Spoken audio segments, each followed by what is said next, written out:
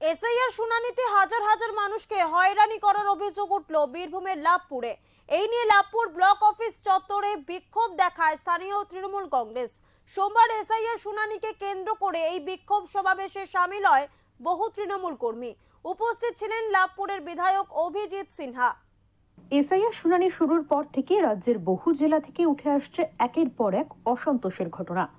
উত্তর থেকে দক্ষিণ বিভিন্ন জায়গাতেই তৈরি হচ্ছে বিশৃঙ্খলা। এবার এসআইআর শুনানিতে লজিক্যাল ডিসক্রিপেন্সির নামে হাজার হাজার মানুষকে হয়রানি করার অভিযোগ উঠল বীরভূমের লাভপুর থেকে। লাভপুর ব্লক চত্বরে ক্ষোভ দেখানো হয় ব্লক তৃণমূলের উদ্যোগে। বহু তৃণমূল কর্মী লাভপুর ব্লক চত্বরে এসে এসআইআর শুনানিকে কেন্দ্র করে ক্ষোভ দেখায়। উপস্থিত ছিলেন লাভপুরের বিধায়ক অভিজিৎ সিনহা। বিধায়ক জানান, রাজ্য তৃণমূল কংগ্রেসের নির্দেশে লাভপুর ব্লক চত্বরে নতুন করে এসআইআর সহায়তা কেন্দ্র খোলা হয়েছে। সাধারণ মানুষ যেভাবে এসআইআর শুনানিতে এসে হয়রানির শিকার হচ্ছেন, সেই জন্যই সাধারণ মানুষের কথা ভেবে এই সহায়তা কেন্দ্র খোলা হয়েছে।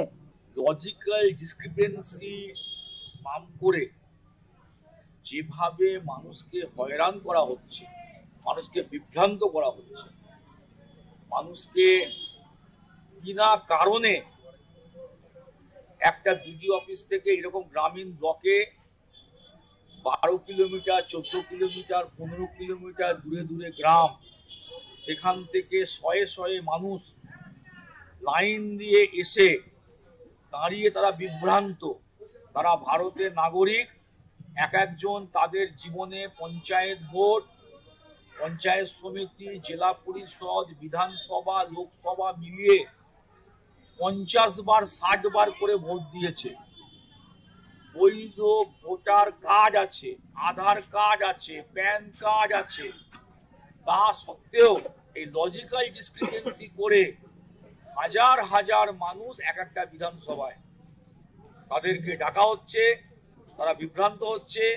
আবার ফর্ম 7 এর নাম করে সেই মানুষগুলোকে অপমানিত করার জন্য একটা চক্রান্ত খবর আমাদের কাছে আছে। আমরা চাই যা আইন আছে, আইন মেনে সবটা হোক। কারো চক্রান্তের শিকার যাতে সাধারণ মানুষ, সাধারণ ভোটার না হয়। মানুষের কষ্ট দেখুন, কেউ সকাল 8টায় বেরিয়ে, ঠান্ডার সময় 8টায় বেরিয়েছে, 9টায় বেরিয়েছে, সারাদিন তার যে এসআইআর কখন শেষ হবে সে কেউ জানে না। তাকে আবার আজকে যদি না হয় তাকে বলবে কালকে এসো, পরশু এসো, আবার বুঝিস দেখুন, আবার সে যাবে। একটা তালবস্ত দন্তস্ব, দাসে দয়াকার দন্তস্ব কেন? আগেরটাই তালবস্ত ছিল। আর শেখটা আগে কেন? শেখ আজাদ, আর এখন কেন আজাদ শেখ হয়ে গেল? এই করে নাম্বার দিয়ে দেবে, আর সেটা আমরা মেনে নেবো? তৃণমূল কংগ্রেস মানবে না, মমতা বন্দ্যোপাধ্যায়, অভিষেক বন্দ্যোপাধ্যায় মানবে না, আমরাও মানব।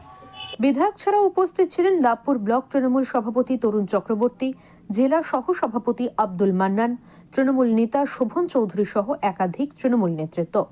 যদিও লাভপুর চত্বরে পুলিশি নিরাপত্তা ছিল জোরদার, যাতে কোনো রকম কোনো অপ্রীতিকর ঘটনা না ঘটে, তার জন্যই লাভপুর ব্লক চত্বরে আগে থেকেই পুলিশ মোতায়েন করা হয়। বীরভূম থেকে প্রীতম দাসের রিপোর্ট, ওঙ্কার বাংলা।